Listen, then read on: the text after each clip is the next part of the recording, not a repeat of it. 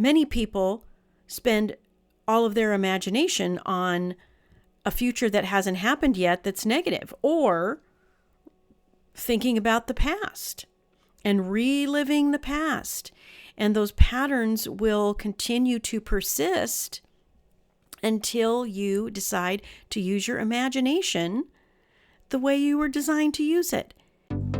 Welcome to the Love Your Work Life podcast, where you will get encouragement, strategies, all the things you need to love your work life. This is about transformational, strength-based coaching for career, for leadership, for life. I'm your host, Elissa Shuck. Let's get started. It's no coincidence that I'm talking about this topic, or that this topic is dropping on Giving Tuesday, the Tuesday after Thanksgiving, because I really want you to give yourself a gift. I want you to give yourself the gift of appreciating how far you've come, of appreciating who you've become through anything that you have traversed in 2025 or throughout your career. It's so important that we don't look at how far we have to go, that we take a moment to give ourselves the gift of how far we've come. There's something I say to people all the time on LinkedIn when they're talking about their job search and the struggles and whatnot. And that is, you're going to become another person on the other side of that. More resilient, more resourceful, so many good things that you're going to learn and that are going to shape you having gone through that experience. That challenge is going to refine us and repurpose us closer and closer to who we really are inside. And when I say who we are in the inside, I'm talking about being. And when we talk about being, we're talking about the sum total of your thoughts, your beliefs, and your emotions on a day-to-day basis. And the cool thing is that our being is flexible. It's changeable, because we can make choices about our thoughts and feelings that we're having on a day-to-day basis, especially if they're not serving us. I love what Dr. Joe Dispenza says about becoming, and he says to believe is to become. Well, where do beliefs come from? Beliefs are just thoughts that you keep on thinking. Now, granted, some of those thoughts have been planted inside you by people who maybe meant well, but didn't really plant the right kind of thought seed in your brain. We've all had teachers who were very critical, sometimes family members who were very critical, and those thoughts get embedded into our brains. I can think of times in my past, traumatic events in my past, that I really believe I'm still working through. I really do think that my dislike of parties, because I never really liked parties, company parties, birthday, I always get a little stressed out when I'm invited to a social occasion. And I really do believe the reason is because of some traumatic events at those birthday parties when I was a kid. It seems crazy that that would still be part of who I am right now. But those kinds of events get embedded into our nervous system. And then the anxiety doesn't even make sense. Because logically, I want to go hang out with those people. I want to be part of something. I want some community and some celebration. But I have to pay attention to what's going on in my nervous system so that my body isn't running my brain, that I'm thinking through what do I really believe about this situation so that I can show up as the person I want to be. So how do you make this shift from over-focusing on what you're not to appreciating where you are and becoming through belief? Well, there are several ways, and I'm going to give you a few of them today. The first thing is interrupting the neurological pathways that start to race off into a direction that you don't want to go. Viktor Frankl talked about the space. There's a little space between the thought and the emotion. And if we can identify that and interrupt that, then you can choose a new thought. You don't have to let that thought take its normal path. But it does take noticing the pattern. It does take being a curious, observant watcher of your own brain. We are the only species on the planet that can actually think about what we're thinking about. And sometimes that is a curse as much as it is a blessing, because you don't want a downward spiral and start stacking negative thoughts one on top of another. But if you can catch the negative thought, if you can catch the thought that doesn't serve you quickly, then you can redirect. You can reframe into a better direction. What's the second thing? The second thing is developing your sense of intuition. Physiologically, our bodies register truth faster than our mind does.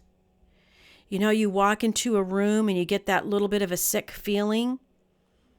Your body is reading the energy in the room, and then your mind starts to tell you stories about that. Sometimes, again, the stories serve you and sometimes they don't. But when you pay attention to your intuition, then you can interrupt those feeling patterns and what I would say reverse engineer that back to, is there a thought that I'm thinking that's creating this feeling? Or is this my intuition telling me something? Is this my gut telling me something that I need to listen to? Physiologically, people talk about our gut, our microbiome, as kind of being a second brain. That there's a direct line of communication between our microbiome and our brain. So there's even more reason to kind of listen to those intuitions, listen to those gut feelings that you might have. I can't tell you how many people I've coached over the years who said they knew, they had a feeling that there were some red flags or something wasn't quite right about the job offer, the interview, whatever it was, and they accepted anyway, and then things went sideways really fast, or at least at some point. And they can look back on that gut feeling, on that instinct, that intuition, and say, gosh, I wish I would have listened. And some people are more naturally intuitive than other people. But my friend, we all have this built-in intuition, our own bodies telling us through emotions the truth. The next thing that will help you create this identity shift into being and becoming is to always act from alignment. And what I mean by that is, when you feel good, that's when to act. Because feeling good means that you are also in your parasympathetic nervous system, your down-regulated nervous system, instead of your sympathetic nervous system, which is your fight or flight. And I talked about this with regards to a job search in last week's episode.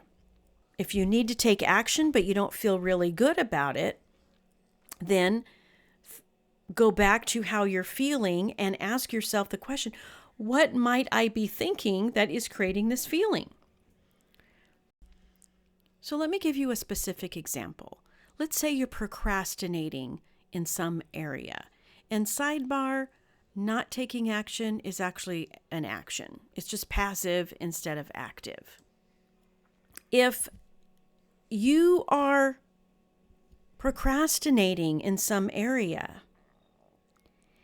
and the feeling is hesitation or doubt, then you are definitely thinking something that is creating a feeling of doubt and hesitation. And when you identify the thought, you can change it. You can decide, that's not true. You can decide, no, I actually am equipped to do this. You can actually decide, I have come this far and I will continue to move forward.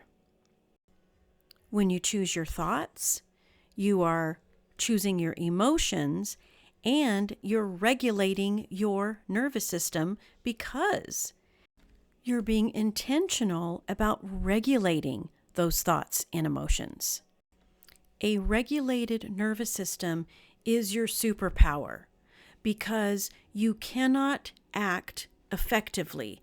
You cannot change or shift who you are and get everything you want in your sympathetic nervous system. It just closes you off. Your parasympathetic nervous system creates space and openness for you to be creative and imaginative, to see possibilities and opportunities. And the last thing I want to talk about is leveraging your imagination. Human beings are imagination machines. And you might be saying, hey, wait a minute, Elissa, I'm not very good at imagining anything. And I'm going to tell you right now that that is not true. Unfortunately, we're trained to use our imaginations for the worst case scenario instead of imagining the best case scenario. And that's by design. We're designed to survive and be safe and all those things. But again, that survival mode, that safety mode isn't going to get you where you want to go to become who you want to be. Many people spend all of their imagination on a future that hasn't happened yet that's negative, or thinking about the past and reliving the past. And those patterns will continue to persist until you decide to use your imagination the way you were designed to use it. And that is to create something out of nothing, taking charge of it and using your imagination to create the life you really want. So this thought that you might be having, I should be further along, I'm still stuck in this job that I don't want, or I'm still in this soul draining role that doesn't fit who I am. It's time to make a shift. It's time to pick new thoughts, to be intentional about what you're thinking, to appreciate how far you've come, to have gratitude about where you are right now, and to put a stake in the ground that you will move forward from here. You will take charge of your thoughts, of your emotions, of your nervous system, so that it serves you in the best possible way. That is where real change happens, because all change happens from the inside out. You can wait for your circumstances to change, or you can decide to change yourself on the inside and then watch your imagination spark. Watch how your thoughts begin to transform. And with those transformed thoughts, you are creating emotions that serve you. And good feeling emotions create inspired action, not grit, not grind, but actions that are inspired and energizing. Being present and appreciative of what is and how far you've come, instead of being disconnected and paying attention to what hasn't occurred yet, you will restore your creativity. You will restore your clarity, your agency. And you will set yourself on a path for a shifted identity, for creating beliefs that help you become the person who has the life, the career that you want. All right, my friends, I will talk to you again soon. If you like listening to this podcast, I invite you to visit the Love Your Work Life website at elissashuck-careercoach.com. On the site, you're going to find free resources and information about all of my coaching programs, everything you need to land a great job, advance your career, and lead and build an awesome team. And of course, don't forget to subscribe to this podcast, and don't forget to follow me on LinkedIn.